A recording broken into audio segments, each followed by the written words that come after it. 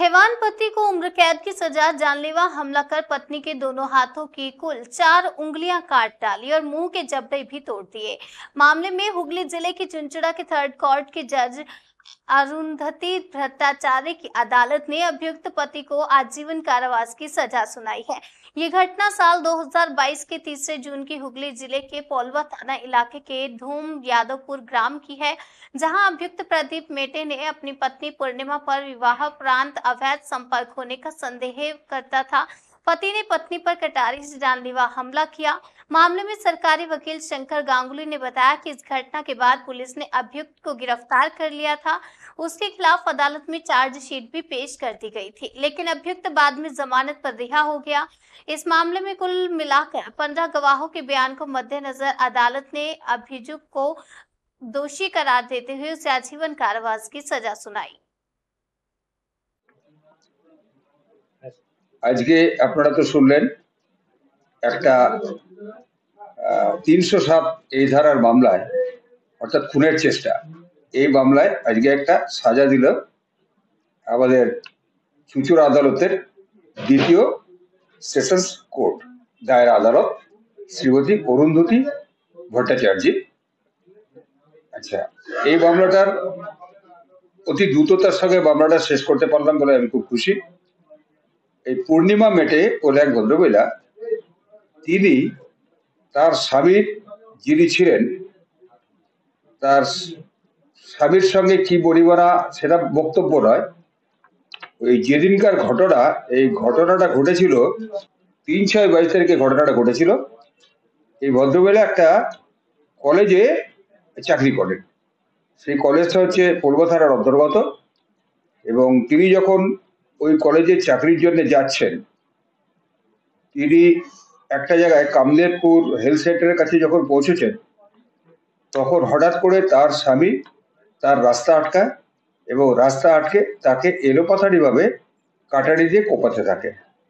তাকে যখন কোপাতে থাকে তখন তিনি চেষ্টা করেন, সেই ভদ্রমহিলা তাকে বাঁচানোর, সেই কোপের আঘাতে তার দুটো হাতের দুটো 4টে আঙুল কেটে গিয়ে একদম মাটিতে পড়ে যায়, এবং তারপরেও সেই স্বামী তাকে কুপিয়ে যেতে শুরু করলে তার শরীরে বিভিন্ন জায়গায়, ঘাড়ে, কানে, সমস্ত জায়গায়, হাতে বিভিন্ন রকম ক্ষতবিক্ষত করে দেয় তাকে।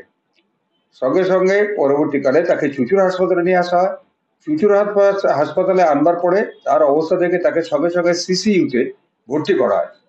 3 দিন সেখানে ছিলেন, তখনও কেউ জানতো না তিনি বেঁচে থাকবেন। সুতরাং তিনি মারা যাবেন এটাই সকলে আশঙ্কা করেছিল। সেই জন্য পুলিশের তরফ থেকে মৃত্যুকালীন জবানবন্দি যেটা নেওয়া হয়, ধরেই নেওয়া হয়েছিল তিনি বাঁচতে পারবেন না, সেই জন্য সেই জবানবন্দিও নেওয়া হয়েছিল। এবং তারপরে সেখানে তিনি সবকিছু ঘটনা বলেছিলেন, যে ঘটনাটা আপনাদের সামনে বললাম। পরবর্তীকালে তাকে 3 দিন পরে সিসিইউ থেকে ছাড়িয়ে দিয়ে অন্য একটা হাসপাতাল, চুঁচুড়াতে স্পোর্টস হাসপাতালে, সেখানে তাকে ভর্তি করা হয়। সেখানে 23 দিন তিনি মৃত্যুর সঙ্গে লড়াই করে কোনো রকমে তিনি তার জীবন ফিরে পান। আর এই যে স্বামী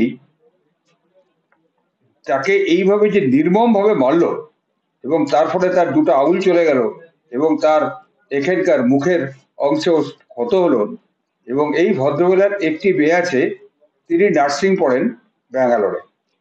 এই ভদ্রমহিলা তার সামান্য বেতন দিয়ে সেই মেয়েটাকে পড়াচ্ছে, মানে তার যে কি ক্ষতি হলো সেটা আপনারা সকলেই, এটা সমাজের প্রত্যেকে সেটা বুঝতে পারছেন। যাই হোক, এই মামলায় খুব দ্রুততার সঙ্গে এই মামলার যিনি আয়ু ছিলেন, তিনি এই মামলায় চার্জশিট দাখিল করেন। চার্জশিটটা দাখিল করেন 3/6/22 তারিখের কেস, 22/11/22 তারিখের এর মধ্যে তদন্ত শেষ করে চার্জশিট দাখিল করেন, এবং 341 অর্থাৎ রাস্তা আটকানো, পথ আটকানো, 326 গ্রেভিয়াস হার্ট এবং 307 অ্যাটেম্প্ট টু মার্ডার, এই 3টে সেকশনে তার বিরুদ্ধে চার্জশিট দাখিল করা হয়। তা আজকে এই মামলায় 16 জনকে সাক্ষী হিসেবে দেখিয়েছিলেন তদন্তকারী অফিসার। তার মধ্যে 15 জনকে আমি সরকারের তরফ থেকে তাদের সাক্ষী দিয়েছি, এবং সমস্ত বিচার প্রক্রিয়া শেষ হওয়ার পরে গতকাল এই আসামিকে দোষী সাব্যস্ত করেন মহামান্য আদালত, এবং আজকে তার রায় শোনানো হলো। এবং সেই রায়টা এরকম রায় হয়েছে 341, অর্থাৎ যেটা তাকে পথ আটকে ছিল, সেই জন্য তাকে 1 মাসের সাজা দেওয়া হয়েছে। এবং সেই সাজাটার যদি এবং তার সঙ্গে তাকে 500 টাকা জরিমানা করা হয়েছে। 500 টাকা জরিমানা অনাদায়ে তাকে আরো 15 দিনের সাজা শোনানো হয়েছে। 326 এই ধারাতে যাবজ্জীবন কারাদণ্ড দিয়েছে এবং সেই সঙ্গে আরো 10,000 টাকা ফাইন ইম্পোজ করেছেন। সেটার অনাদায়ে তাকে আরো 6 মাসের কারাদণ্ড দণ্ডিত করেছেন এবং সর্বোপরি 307 অর্থাৎ খুনের প্রচেষ্টায় তাকে যাবজ্জীবন কারাদণ্ডে দণ্ডিত করেছেন এবং এই সমস্ত সাজাই একই সঙ্গে চলবে।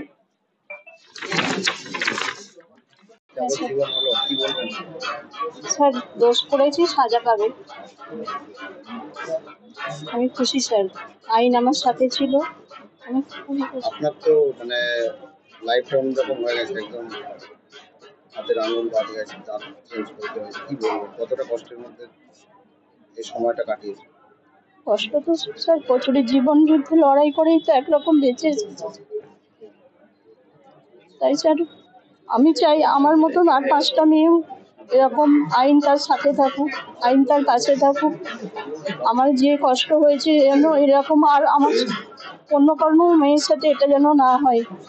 আইন আমার সাথে ছিল, আইন আমার পক্ষে হয়েছে, আমি বিচার পেয়েছি, আমি খুশি। এখন তো আপনার মেয়েও আপনার সঙ্গে রয়েছে, মানে সেটাও তো একটা লড়াই। হ্যাঁ স্যার, আমি তো স্যার নিজে কষ্ট করে ছোট থেকেই মানুষ করছি আমার বাচ্চাকে, সেখানে ওর বাবা তো কিছু করেইনি, তাও আমি মেনে নিয়েছিলাম যে ঠিক আছে সবার বাবা তো সমান হয় না, আমি আছি, আমি পড়ছি। 5 বছর বয়সে যখন 5-এ পড়বে তখন এইরকম পরিস্থিতিটা হলো কেন, নাকি বুঝতে পারেননি আগে? স্যার দেখুন সবার স্বামী তো সমান হয় না স্যার, আমি মানিয়ে নিয়েছিলাম যে ঠিক আছে চলো আমি পড়ছি, কেউ তো পড়ছে, বাবা করেনি তো কি হয়েছে, মা তো আছে, আমি তো আছি, মেয়েদের জীবনটাই তো লড়াই করার স্যার, তাই আমিও লড়াই করছি। আগামী দিনে আমার মেয়েকে মানুষ করার জন্য আমি আরও লড়াই করব। যে লড়াই থেকে আমি উঠে এসেছি সেখানে আমার আইন আমার সাথে ছিল, ডাক্তার সবাই আমার। লোকের সঙ্গে ধরুন আপনি যখন থাকছেন, নাকি সংসারে থাকছেন 20-22 বছর, মানে কতদিন ছিল বিয়ে হয়েছিল? হ্যাঁ 20-22 বছর। 20-22 বছর, তারপর যখন তার থেকে এরকম একটা আঘাত আসে কতটা খারাপ লাগে? খারাপ তো প্রতিটা মেয়ের ক্ষেত্রেই তো খারাপ লাগারই বিষয় এটা, এরকম কারোর সাথে না হয়। আমি তো বলবো পৃথিবীর সব মেয়ে, আমি যেমন আজকে লড়াই সংগ্রাম চালিয়েছি, আইন যেমন আমার পাশে আছে, আমি চাই প্রতিটা মেয়ে আমার মতন লড়াই করে বাঁচুক, কেউ ভাবে না যে আইন তার সাথে থাকে। এই আপনার এই মামলাটাতে পুলিশ অফিসার যিনি তদন্ত করেছেন, হ্যাঁ সুবীর স্যার প্রথম থেকেই আমার সাথে ছিলেন, আজও আছেন, ভবিষ্যতে কোনো প্রয়োজন হলে স্যার বলেছেন আপনি উনি আমার সাথে থাকবেন।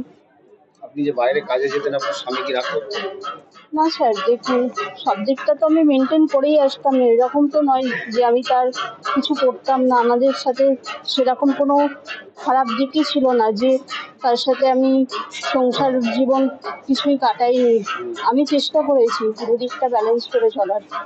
আমরা ফোন টোন এলে বা কারোর সাথে কথা বলতে? না ফোন টোন তো সেইভাবে, আমার দরকারি ফোন, দেখুন কাজ করতে গেলে তো দরকারি ফোন আসবে, সেটাতে যদি উনি খারাপ ভাবেন সেটা তো আমার কিছু করার নেই।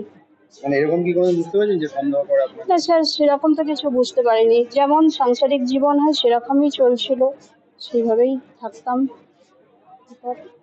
ওনার মনের মধ্যে তো স্যার আমি কোনো মানুষের মধ্যেই তো কেউ যেতে পারবে না, যা উনি যেটা মনে ভাবনা করে রেখে দিয়েছেন সেটা ওনার ভাবনা, সেখানে আমি কিছু করতে পারো কি করবো বলুন না। মানে নিজের স্বামীর বিরুদ্ধে এই ধরনের মামলা করতে হবে, আইন আদালত কোর্টে আসতে হবে, তারপর তার সাজা পাওয়ার পর এখন কি মনে হচ্ছে, কতটা স্বস্তি লাগে? স্যার দেখুন আমার সাথে যে অন্যায় হয়েছে সেটা সাজা পেয়েছে, আমি খুশি স্যার। কি নাম? পূর্ণিমা মেটে, বাড়িটা কোথায়? ধুমা যাদবপুর। অনেক ক্ষেত্রেই বলে নাকি পুলিশ সঠিকভাবে তদন্ত করে না, এখানে আপনি কি বলবেন? না স্যার, স্যার যথেষ্টই ইনভেস্টিগেশন করেছে, যেটা স্যারের দায়িত্ব ছিল স্যার করেছেন। যাবজ্জীবন হলো, কি বলবো? ও বদমাইশ করেছে, সাজা পাক, আর কি বলবো। মেয়ে তো অনেকদিন বিয়ে হয়েছিল, হ্যাঁ তো কি বাড়িতে কি অশান্তি ছিল নাকি? বাড়িতে অশান্তি করতো না, নিজেদের মধ্যে অশান্তি করতো, মাঝে মাঝে আমরা যেতাম মারতো, ওর বাবা বেঁচে ছিল, যেত গাড়ি করে করে যেতাম, না গাড়ি বারণ করে আসতাম, শুনতো না। এবার হঠাৎ আমি একটা জায়গায় কাজ করি, কাজেও গেছিলাম ফ্যাক্টরিতে। সেখানে বেলা 10টার সময় হয়েছে। এবার তখন আমাকে বললো যে এরকম ফোন করেছে স্যারের হলে যে তোমার মেয়েকে এরকম কেটে দিয়েছে। তখন আমি এসে দেখছি যে এরকম অবস্থা। তো মেয়ের যে অবস্থা হয়েছিল মানে তখন হ্যাঁ কেটেছিল তখন হ্যাঁ, কতগুলো আঙুল বাঁধলো, মেয়ের আঙুল বাদ গেছে 4টে। মানে বাঁচার চেষ্টা করেছে। হ্যাঁ, ও হাত দিয়ে আটকাতে গেছে, কেটে দিয়েছে। ঘাড়ে গলাটা কাটতে গেছে, দাঁতটা কেটে গেছে। কি নিয়ে অশান্তিটা কি নিয়ে কেন করলো? কি নিয়ে অশান্তিটা নিজেদের মধ্যে ওরকম করেছে, ওরকম প্রায় করে, একদিন নয়। তুমি মেয়েকে সন্দেহ করতো নাকি? সন্দেহ তো বেটা ছেলে মাত্রই করবে, ও একটা কাজে যায় যেহেতু। বাইরে কাজ করে? হ্যাঁ, বাইরে কলেজে, ওদের বাড়ির কাছাকাছি কলেজ। জামাই কি মদ টদ খেত? একটু একটু খেত।